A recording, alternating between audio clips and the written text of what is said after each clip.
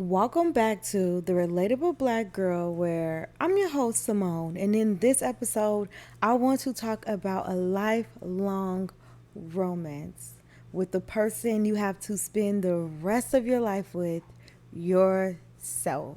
I want to talk about self love. Whenever I think about self love, I always think about that Malcolm X speech. Who taught you how to hate yourself? And if you guys don't know what I'm talking about, this is a famous speech that Malcolm X gave in 1962 called Who Taught You How to Hate Yourself? And to jog some of you guys' memory, it starts off with Who taught you how to hate the texture of your hair? Who taught you how to hate the color of your skin? And instead of thinking about who taught you how to hate yourself, I reverse it and I think about who taught you how to love yourself? Who taught you how to love the texture of your hair? Who taught you how to love the color of your skin? Who taught you how to love yourself? And how did they show up for themselves that made you feel like what they were saying was valid? Growing up, I was never taught the concept of self love. I was never taught it. I didn't grow up in a very affectionate household with a lot of I love yous and I'm proud of you, even though I felt like my parents loved me. And I do feel like when I was doing the right thing and I was behaving myself and doing good in school, I do think they were proud of me, but I never really heard those words of encouragement a lot. Instead, I was critiqued a lot. And so I became very defensive in the way that I felt like I had to love myself was protecting myself. I had to protect myself from people, the things that they said, the things that they did. It was this defensive and aggressive type of self love. And that's also how I showed up for other people.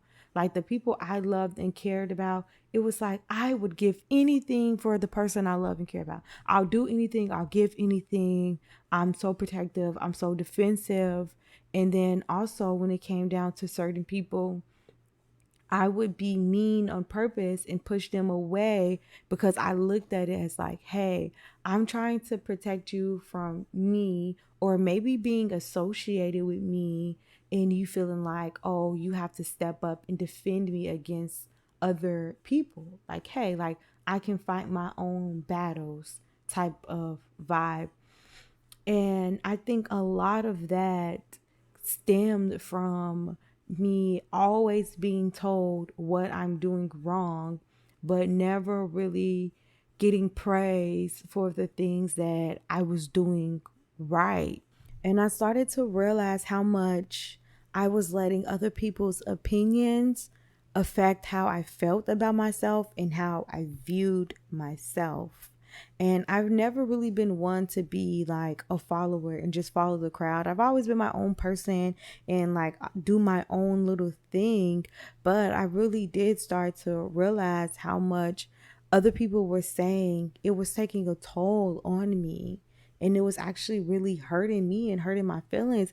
And I had to come into a place where I was like, I'm going to show up as me and I don't care what anybody think. I had to stop giving other people words so much importance. Stop letting what people say be important to you. Let it be important to the people that actually care about them and want to be around them. But I'm not trying to be your friend. You're not my boss. You don't pay my bills. You don't sign my check. I don't have to go to bed with you at the end of the night. I don't care what you have to say or what you think. And I feel like that does take a while to get to a point where you're so secure with yourself, you don't care about what other people are saying. Because of course, nobody wants to hear people talking about them. But I'm at a point in my life where, I mean, oh well, like it's your mouth. You can say whatever you want, and it's your mouth. Do what you want. Cool. Like it doesn't affect the way that I feel about me because I really worked on the relationship with myself a lot of positive self talk, a lot of journaling out my feelings and emotions, a lot of being okay with venting about the way that I feel, and maybe sometimes venting about the same thing to multiple people just so I can really just get it off of my chest, out of my system. And I also started to work on the things that I did not like about myself, you know? I didn't like my attitude. I started working on being more positive. I started working on separating myself from people who I feel like would trigger me to have an attitude, you know? I started separating myself from people who I'm trying to be a nice and they want to take advantage of that niceness. Like, start eliminating those people out of your life that you can't be kind to. I don't want anybody around me that I feel like I can't be kind to because I am going to be disrespected because you think you take my kindness for weakness. Get rid of the people who take your kindness for weakness and be around people who appreciate your kindness and they are giving you that same energy back. And another really important thing is forgiving yourself. Do not be ashamed, embarrassed, or regret any decision that you have ever made in your life. First of all, it's already done, so it can't be undone. We cannot undo the past. And those moments where you might have felt like you hit rock bottom might have been your turning point. That might have been your turning point where you have been like, I need to do better. And also, your past is your testimony. It's your testimony, it's your story, it's what you had to overcome as an individual to get to who you are as a person. I think that I spent so much time feeling lost and not knowing who I was. And if I don't know who I am, how can I love myself? I'm in love with a stranger. But I don't know why I just did that. But it's like you have to really get to know who you are as a person. And if you feel very lost and confused, to start to map out who you want to be. Start to realize like, hey, who do I want to be and what do I want to work on? What are goals that I want to accomplish? And I feel like before, if somebody would have asked me, like, who are you? Like, who are you as a person? And I don't think that I could really give them an answer. Now I feel like I am a auntie, I am a daughter, I am a woman of God, I am a woman with faith, I am more than just a pretty face. Nursing is just what I do, it's not who I am. I'm kind, I'm loving, I am evolving, I am growing, I am nurturing. I am someone who loves to see other people happy and grow. I don't look at other people as competition or threat to who I am as a person. Like, I could just keep going and going and going for days, you know? But I really had to take time out to say, hey, who do I want to be? Because before, I think I just had a clear idea of who I didn't want to be.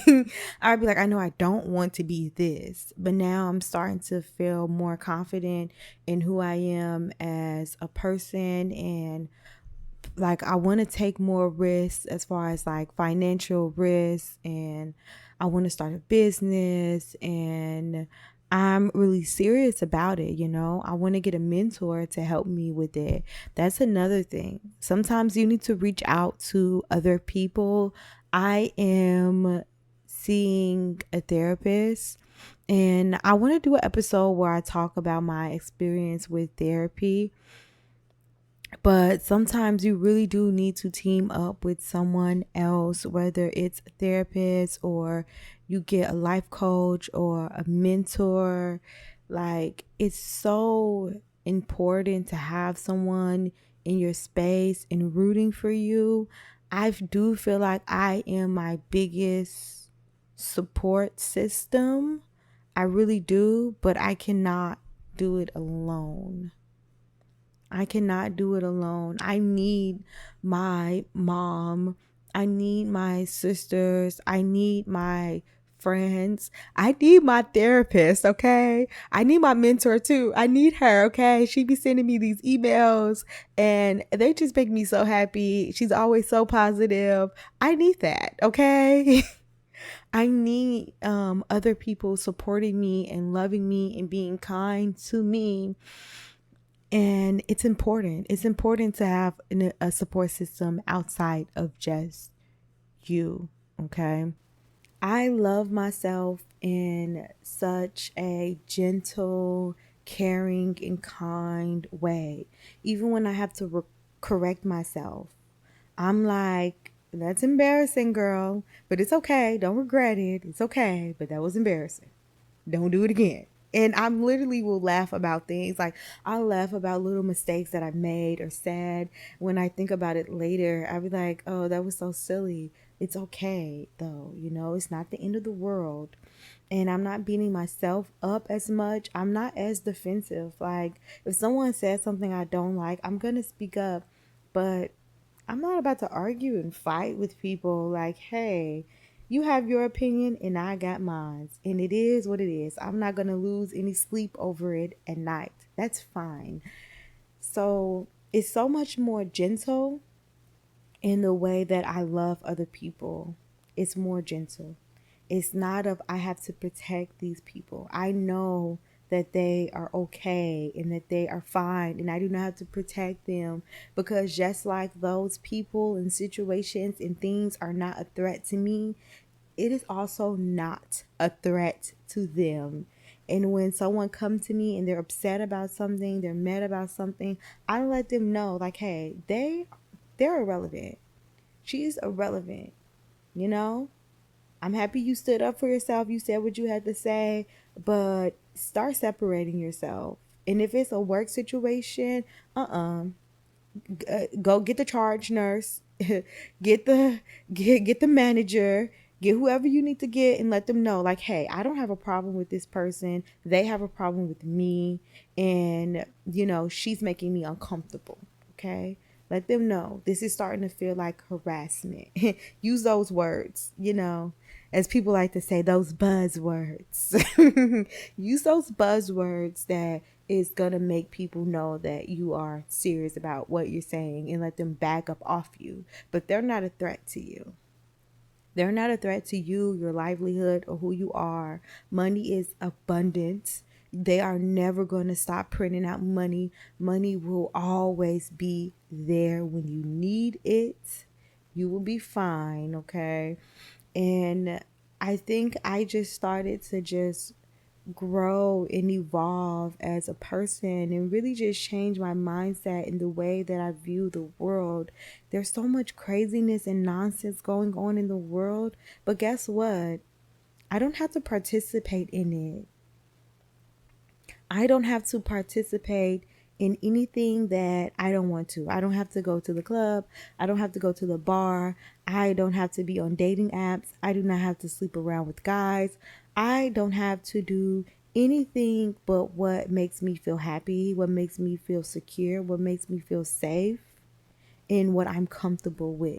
I just want to end this podcast by saying anything that was learned can be unlearned, and you can relearn a new and healthy way of thinking about yourself and the way that you interact with people and who you choose to let be a part of your life. It is all up to you. It is in your hands.